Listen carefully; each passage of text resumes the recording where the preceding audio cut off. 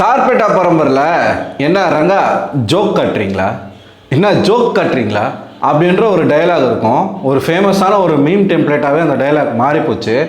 லிட்ரலாக விஜய் டிவி அப்படி தான் மக்களுக்கு வந்து ஜோக் காட்டிக்கிட்டு இருக்காங்க. ஒரு வாரம் முழுக்க உட்காந்து முக்கி மக்கள் வந்து ஓட்டை போடுவாங்களாமா. இவனுங்க இஷ்டடாஷுக்கு காப்பாற்ற வேண்டிய ஆள் வந்து, அதாவது இந்த ஷோவில் இருக்க வேண்டிய ஆள் வந்து இல்லை, அவங்க வந்து எவிக்ட் ஆக போகிறாங்க அப்படின்னா உடனே வந்து நோ எவிக்ஷன் அப்படின்னு வந்து கையை விரிச்சிருவாங்களாமா.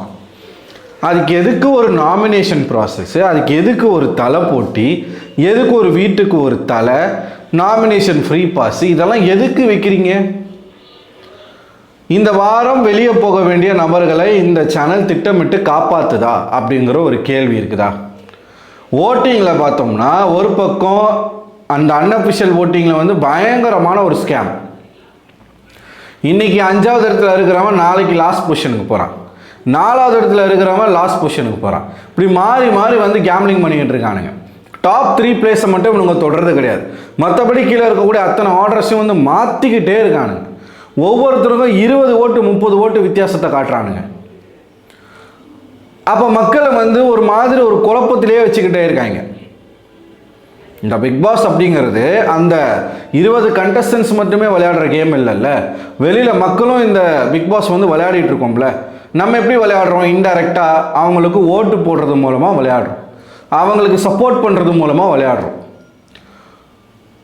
ஒரு வாரமும் நடக்கக்கூடிய பிரச்சனைகளை இவர் தட்டி கேட்பாரு, யாரெல்லாம் தப்பு பண்ணுறாங்களோ அவங்களெல்லாம் கேட்பாரு அப்படின்னு நம்ம எதிர்பார்த்து அந்த ஷோவை பார்க்குறோம்.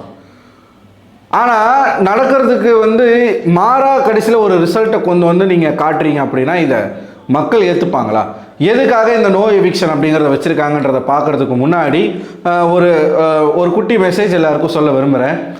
மிகப்பெரிய ஒரு புயல் வந்து ஸ்ரீலங்காவை தாக்கிட்டு இருக்கு. பயங்கரமான சேதங்கள், உயிர் சேதங்கள் அங்கே நடந்துக்கிட்டு இருக்கு. மனித உயிரில் இருந்து பல மிருகங்களும் இறந்துக்கிட்டு இருக்கு. நீங்கள் நிறைய நியூஸ் சேனலில் பார்க்கலாம், ட்விட்டரில் பார்க்கலாம். பல யானைகள் குடும்பமாக வந்து கடலில் ஆற்றுல அடிச்சுக்கிட்டு போகுது. நிறைய மிருகங்கள் வந்து அடிச்சுக்கிட்டு போகுது. கிட்டத்தட்ட 150 பேருக்கு மேலே இறந்து போயிருக்காங்க. இன்னமும் தொடர்ச்சியாக அங்கே வந்து வெள்ளம் போய்கிட்டே இருக்குது. ஒரு அசாதாரணமான ஒரு சூழ்நிலை வந்து இலங்கையில் நடந்துக்கிட்டு இருக்கு. அது லிட்ரலாக தமிழ்நாட்டை தாக்க வேண்டியது, குறிப்பாக தூத்துக்குடி திருநெல்வேலி அந்த சைடு சரௌண்டிங்கை வந்து தாக்க வேண்டியதுன்னு சொல்கிறாங்க. அப்படியே கடந்து வந்து அது ஸ்ரீலங்காவுக்கு போயிடுச்சு அப்படின்றாங்க. இருந்தாலும் மறுபடியும் நாளைக்கு வந்து தமிழகத்தை நோக்கி அந்த புயல் வந்து வருது அப்படிங்கிற ஒரு செய்தி வந்திருக்கு. நிறைய இடங்களுக்கு வந்து ரெட் அலர்ட் கொடுத்துருக்காங்க, சென்னைக்கு ஆரஞ்சு அலர்ட் கொடுத்துருக்காங்க. ஆல்ரெடி சென்னை வந்து இன்றைக்கி லைட்டாக மழைப்பொழிவோடு தான் இருக்குது. ஸோ நாளைக்கு தயவுசெய்து எல்லாரும் கொஞ்சம் சேஃபாக இருங்க. குழந்தைகளை பத்திரமா பார்த்துக்கோங்க. உங்களுடைய கால்நடைகள் வீட்டில் இருந்துச்சுன்னா அதை பத்திரமா பார்த்துக்கோங்க. தேவையான பொருட்களை வாங்கி வச்சுக்கோங்க. நம்மளால் ப்ரெடிக்ட் பண்ண முடியாது. ஏன்னா ஆரஞ்சு அலர்ட்டுன்னு சொல்லுவாங்க, திடீர்னு ரெட் அலர்ட்டுக்கு தாண்டி மழை பெஞ்சிரும். இல்லை ரெட் அலர்ட்டுன்னு சொன்னால் கூட சுத்தமாக ஒரு துளி மழை கூட பெய்யாமல் இருக்கலாம். நம்ம இயற்கையை நம்மளால் ஜட்ஜ் பண்ணவே முடியாது. நம்ம செய்ய வேண்டியது ஒன்றே ஒன்று, ப்ரிகாஷனோடு இருக்கணும். எல்லாத்துக்கும் தயாராக இருங்க, சேஃபாக இருங்க. அதை வந்து சொல்லிக்க விரும்புகிறேன். ஏன்னா இப்பயே பல இடங்களில் மழை பெஞ்சிக்கிட்டு இருக்கிறத பார்க்க முடியுது. அண்ட் இலங்கையில் வாழும் நம்மளுடைய நண்பர்கள் எல்லாரும், சப்ஸ்கிரைபர்ஸை தாண்டி அனைத்து தமிழக மக்கள் மற்றும் சிங்கள மக்கள் எல்லாருமே வந்து, சிங்கள மக்கள் ஓகே அவங்களும் மக்கள் தான், இருந்தாலும் எல்லாரும் சேஃப் அண்ட் செக்யூராக இருங்க. பார்த்துக்கோங்க, உங்களை நீங்கள் பார்த்துக்கோங்க, குழந்தைகளை பத்திரமா பார்த்துக்கோங்க, மிருகங்களை பத்திரமா பார்த்துக்கோங்க. இலங்கை ஆல்ரெடி மிகப்பெரிய ஒரு பொருளாதார வீழ்ச்சியில் இருக்குது. மீண்டும் இலங்கையில் வந்து அடிக்கு மேலே அடி வந்துக்கிட்டு இருக்கு. இதில் இருந்து அவங்க மீண்டு வரணும் அப்படிங்கிறத நம்ம கேட்டுப்போம். நல்லவங்களும் இருக்காங்கள்ல, அந்த நல்லவங்களுக்காக நம்ம பார்க்க வேண்டியிருக்குல்ல. ஸோ அதன் காரணமாக சொல்கிறேன். இப்போ நம்ம வீடியோக்குள்ளே போகலாம்.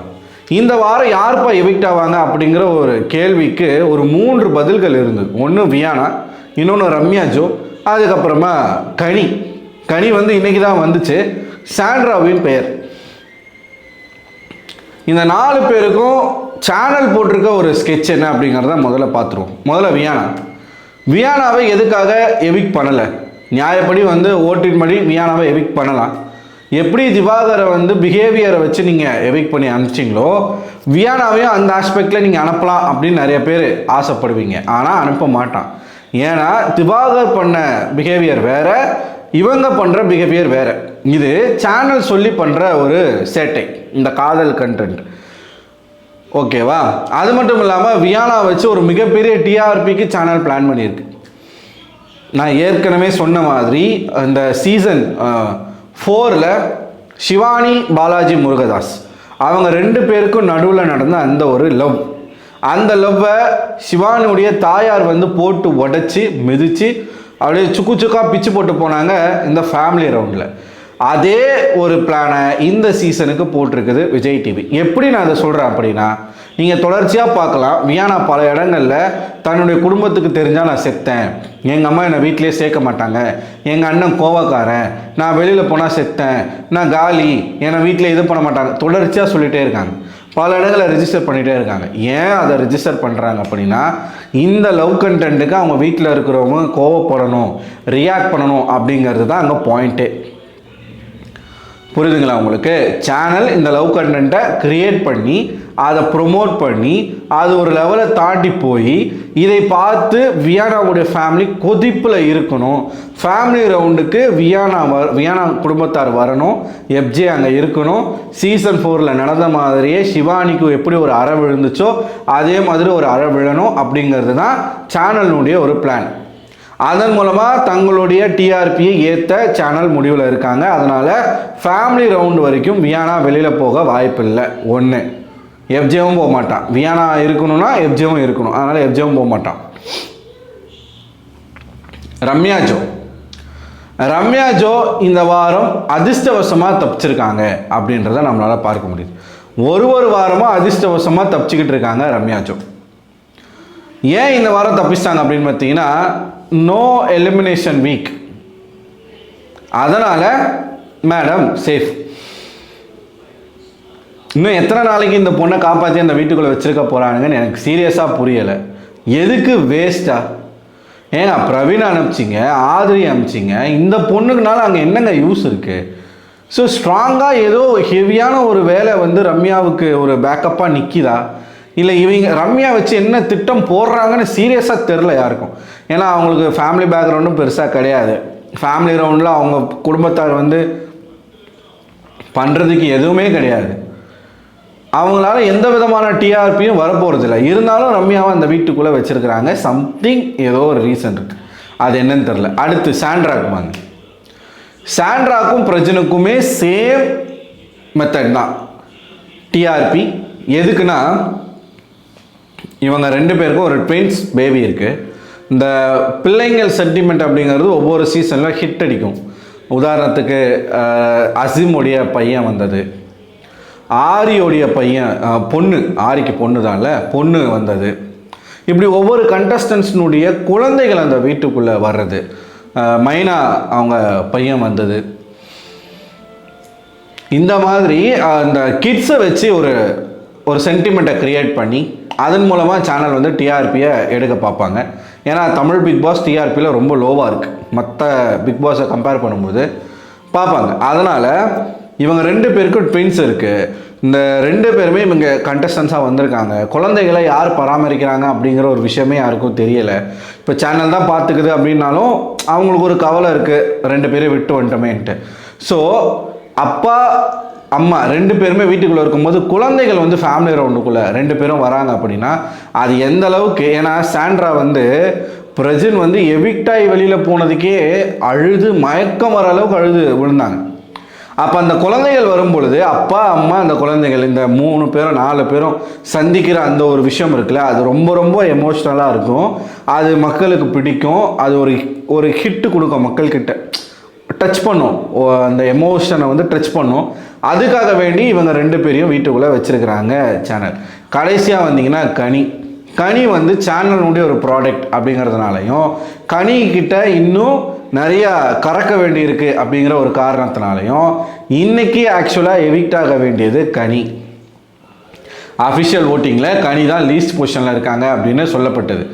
நமக்கு தெரிஞ்ச அத்தனை சோர்சஸுமே கனி அவர்களுடைய பேரை கிட்டத்தட்ட ஒரு 6 மணி நேரத்துக்கு முன்னாடியே சொல்லிட்டாங்க, கனி தான் எவிக்ட் ஆக போகிறாங்க.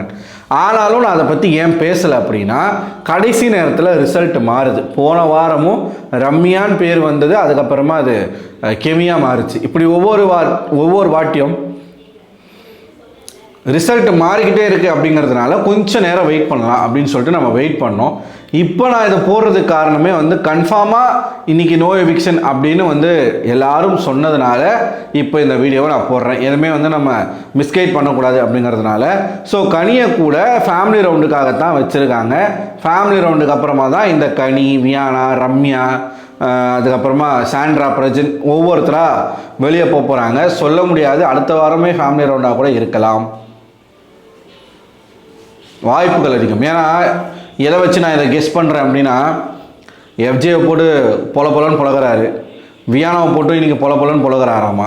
ஸோ அந்த ஒரு விஷயம் முடிஞ்ச உடனே ஃபேமிலி ரவுண்டை வச்சுட்டோன்னு வச்சுக்கோங்களேன், ஒரு வாரம் கேப் விட்டால் அந்த ப்ராப்ளம் வந்து டைலூட் ஆயிரும். ரெண்டு பேரும் பேசிக்க வேணாம், நான் திருந்திடுறேன் அப்படின்னு எதனா பண்ணிட்டாங்கன்னா, எஃப்ஜே வந்து ஆதிரை விஷயத்தில் பண்ண மாதிரி எதனா பேக் அடிச்சிட்டானா நல்லா இருக்காது. அதனால் அடுத்த வாரமே ஃபேமிலி ரவுண்டை வச்சுட்டாங்கன்னு வச்சுக்கோங்களேன், வேறு மாதிரி போகும். அடுத்த வாரம் வியானா வந்து தன்னோட குடும்பத்தாரை நினச்சி தான் பயந்துக்கிட்டு இருக்காங்க. அவன் வந்து கட்டி பிடிக்கும் போதும், ஒரு வாட்டி கையை பிடிக்கும் போதும், தலையை தடவும் போதும், அங்கங்கே கை வைக்கும் போதும் வியானா சொல்லிக்கிட்டே இருக்கிற ஒரு விஷயம், தான் குடும்பத்தார் பார்த்தா என்ன நினைப்பாங்க. அதுவும் மேடம்க்கு விக்ரம் கட்டி பிடிக்கும் போதெல்லாம் எந்த ஃபீலும் வரலையாமா, எஃப்ஜே கட்டி பிடிச்சா மட்டும் ஒரு டிஃப்ரெண்ட்டான ஃபீல் வருதாமா. அதுக்கு பேர் தான் லவ்ன்ற மாதிரி சொல்ல வராங்க. ஆனால் அது கிடையாது. வெளியில் போனால் ஒருத்தர் மூஞ்ச கூட பார்த்துக்க மாட்டாங்க, அது வேற கதை. பட் இந்த விஷயத்தை வந்து உள்ளே க்ரியேட் பண்ணுறாங்க. அதை க்ரியேட் பண்ணுறது இதுக்காகத்தான், ஃபேமிலி ரவுண்டுக்காகத்தான். அதனால் இதுதான் சேனலோடைய பிளான். ஸோ இன்றைக்கி நோ எவிக்ஷன், இந்த வாரம் நோ எவிக்ஷன் அப்படிங்கிறத சொல்லியிருக்காங்க. லிட்ரலாக நான் வந்து டிசப்பாயின்மெண்ட்டாக தான் இருக்கேன். ஏன்னா கனி போவாங்கன்னு நான் ஆசைப்பட்டேன். கனி, வியானா, ரம்யா 3 பேரில் யாராச்சும் ஒருத்தர் போவாங்கன்னு நான் ஆசைப்பட்டேன். ஒன்றுமே நடக்கலை. பட் இருந்தாலும் பரவாயில்ல. ஃபைனலாக அது வந்து சேனலினுடைய டிசிஷன், மேக்கர்ஸ்னுடைய ஒரு சாய்ஸ். நம்ம எதுவும் சொல்கிறதுக்கு இல்லை. ஸோ நீங்கள் என்ன நினைக்கிறீங்க? உங்களோட கருத்துக்களை மறக்காமல் கமெண்ட் பாக்ஸில் கமெண்ட் பண்ணுங்கள். இந்த வீடியோ பிடிச்சிருந்தா இந்த வீடியோ லைக் பண்ணுங்கள். சேனலை சப்ஸ்கிரைப் பண்ணலன்னா சப்ஸ்கிரைப் பண்ணுங்கள். நிறைய பேர் பார்க்குறீங்க, சப்ஸ்கிரைப் பண்ணாமல் பார்க்குறீங்க. சப்ஸ்கிரைப் பண்ணுங்கள். அப்போ தான் இந்த ஃபேமிலியில் உங்களாலையும் ஜாயின் பண்ண முடியும். அடுத்தடுத்த நம்மளுடைய வீடியோஸும் உங்களுக்கு டைமுக்கு வந்து சேரும். ஸோ அடுத்த ஒரு வீடியோவில் உங்களை சந்திக்கிறேன். அதுவரை உங்களிடமிருந்து விடைபெறுவது நான் அரவிந்தன்.